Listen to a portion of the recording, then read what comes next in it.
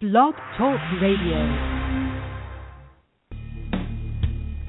Welcome to Institute for Personal Development, where total consciousness is the new frontier. Kriya Yoga is the union of the individual with the divine. Join us as we explore the practices that initiate this process. Good morning. Welcome to the Voice of Yoga. Let's talk consciousness. I am your hostess, Lisa Winton, and with me is Kenny Toy, also known as Swami Jayananda, founder at Institute for Personal Development, located here in Hampton, New Hampshire. Good morning, Swami. Thank you for being here today. How are you? Good morning. I'm doing well today. How about you? I'm doing great today. And thank you, listeners, for tuning in. Today on the Voice of Yoga, we'll be talking about forgiveness as a behavior that comes with the joining of an individual with the divine. We will unpack the statement, to err is human, to forgive is divine. We will discuss the concept of karma. What we put out is what we get back. Swami will look at the concept of forgiveness of sin as opposed to forgiveness of trespasses. There is a difference. We'll explain the role of union with the divine in the process of becoming a compassionate human in the adult state. So, Swami, let's talk about forgiveness. Let's talk about to err is human, to forgive is divine. Well, the first thing I do like to make is a clear distinction between forgiveness of trespasses as opposed to forgiveness of sin. That a trespass is an incident that I think can be excused. Sin had a very different meaning behind it. Sin was really missing the mark. And it isn't an incident that could be excused. It's more of a condition that has to be changed. That we come in and we are drawing from the wrong energy field. And that's the sin. We miss the mark. And so for us to separate from our attachment to what it is that's safe, familiar, comfortable, and known, and join to something that is invisible and intangible is very different than this concept of forgiveness of sin, which, in my opinion, I don't even think is possible. That it's not something that can be excused, like if you bump into somebody and say, "Excuse me," it could possibly be a done deal. But this concept of forgiveness of sin is a much deeper dynamic. And the other thing is that I don't really think that there are many sins. You know, I think there's just this one sin. It's either you're drawing from particles or waves, or you're drawing from this indivisible, unified field. And it's much simpler than we're kind of led to believe it is. But we're so embroiled in our lives and the things that happen to us. So what about, all right, say for example, after 9/11, I was driving down Route 16 one day going north, and there was a sign that somebody had put in their front yard, and it said, "Never forget, never forgive." So we're talking about trying to forgive something that was such a horrible experience to humanity. How do we forgive something like that? I know what you're saying about drawing from the wrong energy field, but we still have to try to live, you know, in this physical body, in this physical world. Yeah, I guess the whole thing that you really look at is, and I always look at like that statement that we mentioned in the opening, to err is human, to forgive is divine. And the whole thing of conversely, let's look at revenge. Let's look at the whole thing of what we're putting out is what we get back. And the other thing is that, and I really don't want to go into 9/11 at all, because it's really not what I would consider to be a good example, in the simple fact that maybe we really don't know what happened that day, who really brought those buildings down, that it's so concealed, it has been covered up and distorted so badly that but the whole thing of being able to forgive is something that really comes with our connection to the divine. That it's like, again, if somebody does something to us, if there is this trespass, then as bad as it might seem, it's not the same as a sin, which is missing the mark. And part of that is that, this life, the manifested world, is provisional. It's in constant change. The concept of the divine is eternal. It always was. It always will be. It's unchanging. So when the human is in the adult state, this concept of forgiving trespasses, I think, becomes easier. But again, it's not condoning bad behavior. People still have to be accountable. And there is a difference between good behavior and bad behavior. And the whole thing of, oftentimes we use this concept of being human as kind of like an excuse for why we make mistakes. It's a way of justifying the fact that I am resentful, I am looking to get even. Whereas the human in the adult state has a much broader sense of identity. They also have a sense of awareness of, like, what they're putting out is what they're getting back. Because what does resentment get us, if you really look at it? You're putting out bad energy. And oftentimes what happens with that is that's what we start to get back. And so there really isn't much merit in this whole concept of getting even. In fact, I think that was an expression I grew up with when I was young. That was, I don't get mad, I get even. And it was a way of dealing with things along the lines of trespasses. But with regard to the concept of forgiveness,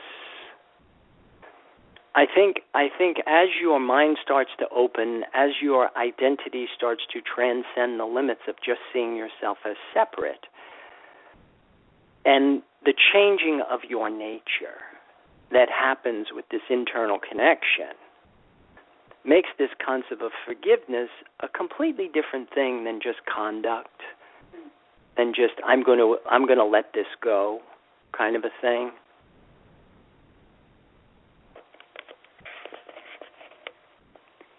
It sounds like what you have said to us before, like in our Series 2 classes, that we talk about how to bring yoga into our everyday lives. You have said many times that you can have feelings, but you have to have feelings with intelligence. So it sounds to me like we're talking about having forgiveness, but doing it with this sense of intelligence. And if we become this human adult state, this would happen naturally. Yeah, I would agree with that. That the whole thing of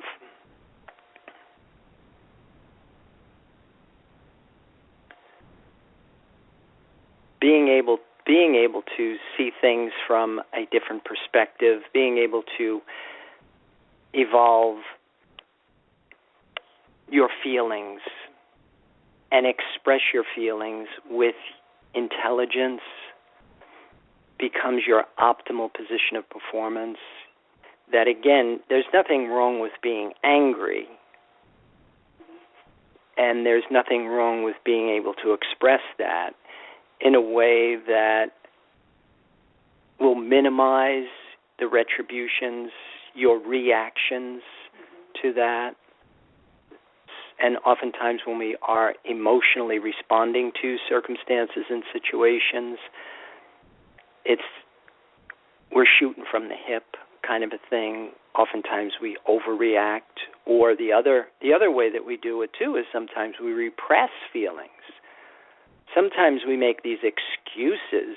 We excuse somebody only because we're afraid to confront them, which is equally as bad as if you overreact violently. So again, the whole concept of, it's not so much the actual conduct itself, it's really my level of consciousness, my degree of awareness that's of the utmost importance, and to be able to perform in life and be able to express your feelings intelligently to minimize your karma, basically, what you're putting out, to regulate your karma.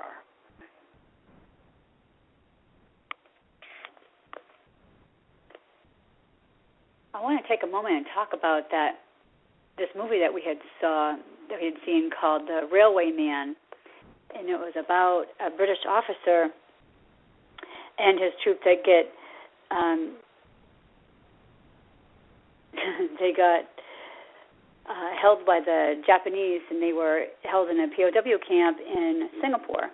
Well, he ends up building a radio, and he did it just to try to build morale for his troops, but anyway, he ended up being tortured by a couple of these Japanese soldiers, and years later, decades later, he's still kind of traumatized about this whole experience, but he decides he's going to try to find this one Japanese soldier, and he ends up finding him, and I guess the real story goes that they came up and they had this correspondence, and they ended up meeting, and he wanted to forgive him for the things that he had done, because he felt that in order for him to get over his trauma that he had to forgive.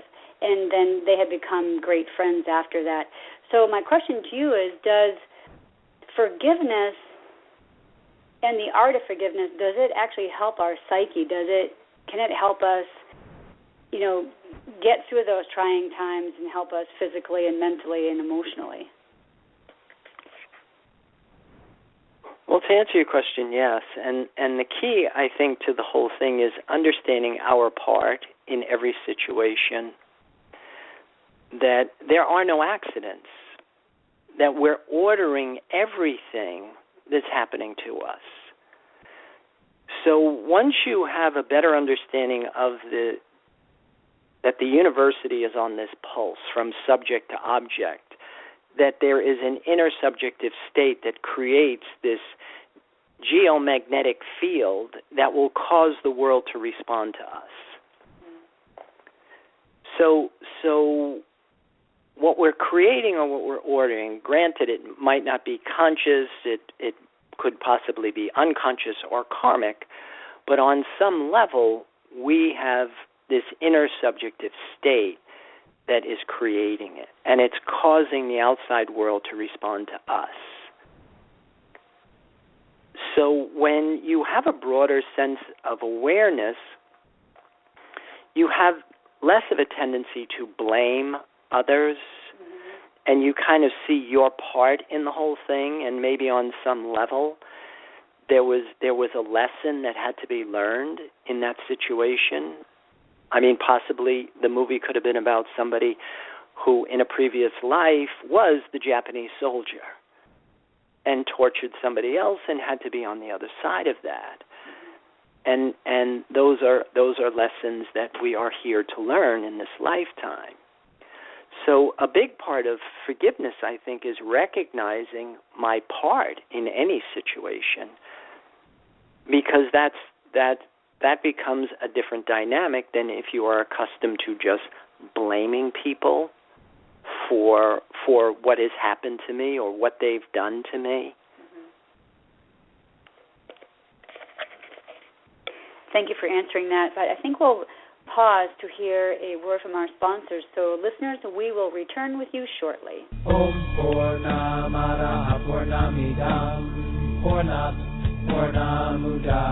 If you are looking for a Samadhi-based experience, IPD Kriya Yoga has the goods. A complete yoga program that includes the practices and the process. Kriya Yoga Series 1 live classes and videos. Get your arms around the spiritual science of Kriya Yoga.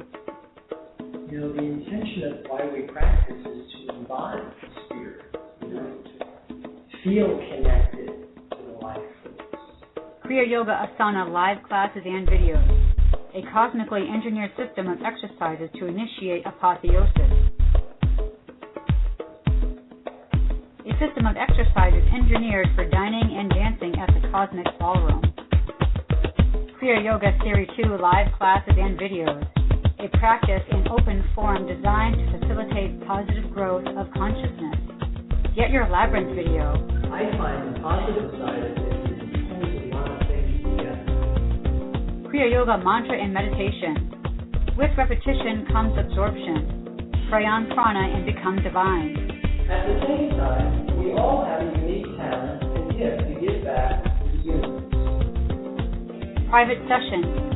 The mysteries of the universe have always been handed down verbally from teacher to student. Call or click now and get started. 603-929-0303 or www.ipdtransform.com. Namaste.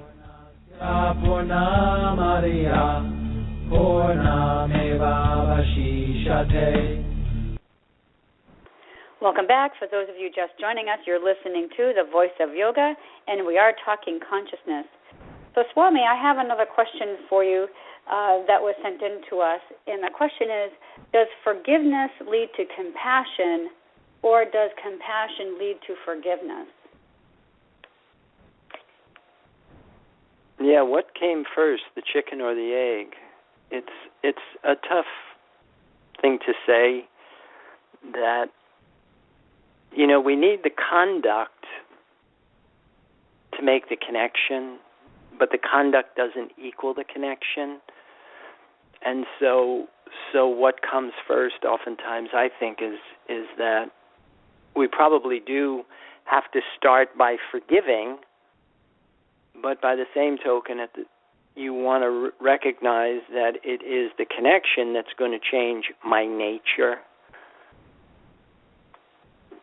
Because forgiveness, coming back to like what we had said, forgiveness is not about condoning bad behavior. It's about recognizing I made a mistake. I erred. I am human by nature. And so now the whole thing is that I'm not yet divine by nature.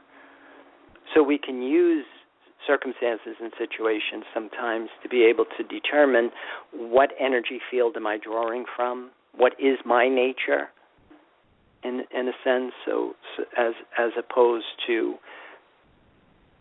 just justify yourself for being where you are.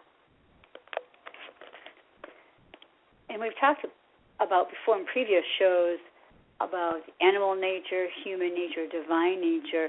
So it sounds to me like a lot of it has to do with, like you said earlier, having a broader awareness of who you are and what is going on around you. So to me, it sounds like it really comes down to what you say is we have to think right about everything that's going on around us. And isn't that one of the first things that you say that we have to do to be on this Kriya Yoga spiritual path, is thinking right? Oh, absolutely. One of the biggest things I think today is that we don't even know that we have these options. We don't even know the difference between a human in the larvae state, a human in the chrysalis state, a human in the adult state. We don't make any distinctions that way. We kind of lump everybody up into one big category, and we're all equal. And it really doesn't play like that. In fact, a lot of us use this concept of being human to entitle us to make mistakes. Like, I'm supposed to. I'm only human. That's why they put erasers on pencils. I mean, there's all of this cliche language that we use instead of using our mistakes as an indicator that I am not divine yet and I've got more work to do. But without leadership, without an understanding of there's a difference between a human that desires particles, a human that desires waves, or a human that desires the void or the nothing, it changes our nature, just like you said, that you could be of a low animal nature, you could be of an equally low human nature, but you can also be of this divine nature. And humans in the adult state are virtuous by nature. The concept of forgiveness is not that hard. And one of the things that we say here a lot is that there isn't anything that you read in the newspaper that any one of us, under the right circumstance, isn't perfectly capable of doing the exact same thing. But that is what develops into what you talked about, compassion. That we don't condone the bad behavior, but we recognize that everybody's doing the very best they can with what they know. And everything's going to be determined by your nature, what you desire. And without leadership, without an understanding of the difference between somebody who desires things that are tangible and visible, as opposed to somebody who desires things that are invisible but tangible, as opposed to somebody who desires things that are invisible and intangible. And there's a difference between worldly happiness, intellectual happiness, and eternal happiness. And these are some of the things that we really focus on in our programs.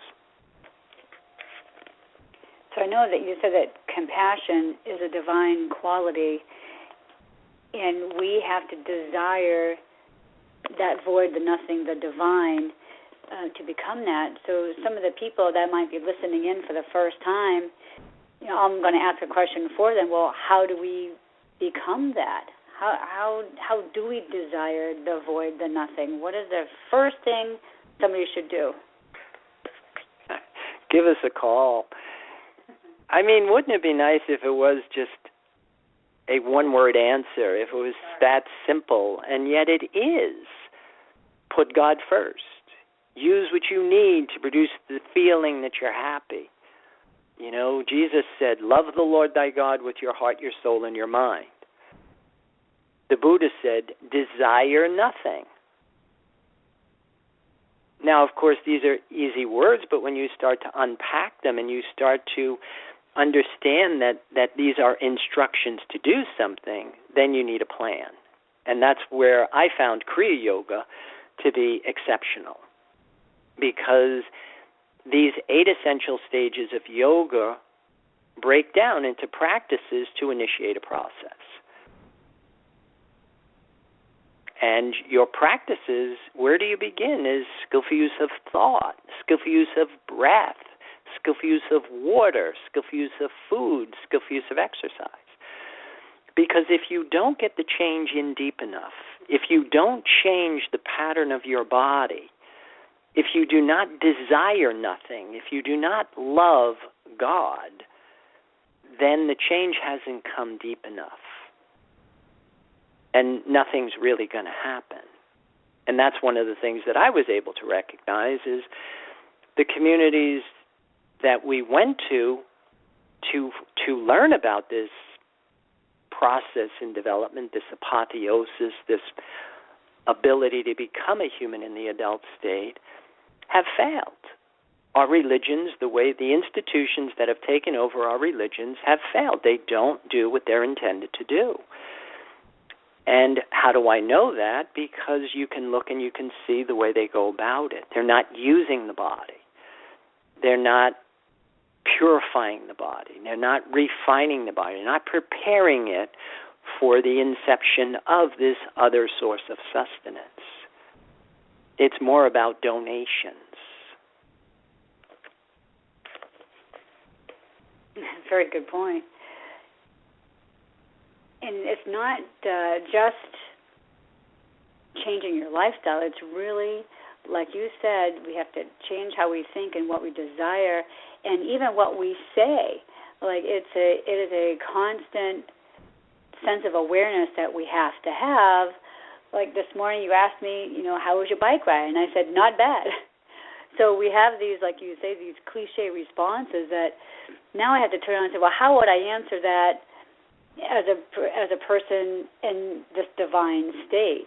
It was a joyous bike ride, or the sun was shining over the water and it was beautiful. But I said not bad. What is that? So I guess we all need to be reminded of it really is the little things that we think and that we say that can lead into this bigger picture. Well, yeah, the whole thing of being on automatic and not tailoring your response, that our conscious minds have a tendency to be lazy. And so we're not engaged and we're not using these mental functions. But a big part of developing that and using it is that you get better and better at it, to the point where now all of a sudden it's like you're not mentally lazy anymore, that you're actually engaged and you're using your mental functions and you're processing your responses. And all of that comes with the practice. That's why your first 4 stages of yoga are practices. Your last 4 stages of yoga are the same practices experienced at a different level of consciousness, a different degree of awareness. Pratyahara, Dharana, Dhyana, they are different states of being. And Pratyahara marks that phase where the conscious mind now rises above the reflex response. And when that happens, then you are at a different level of consciousness than you were if you were just being reactive and emotional. And it's like anything else. The more you do it, the better you get at it. And so that's why concentration comes before meditation.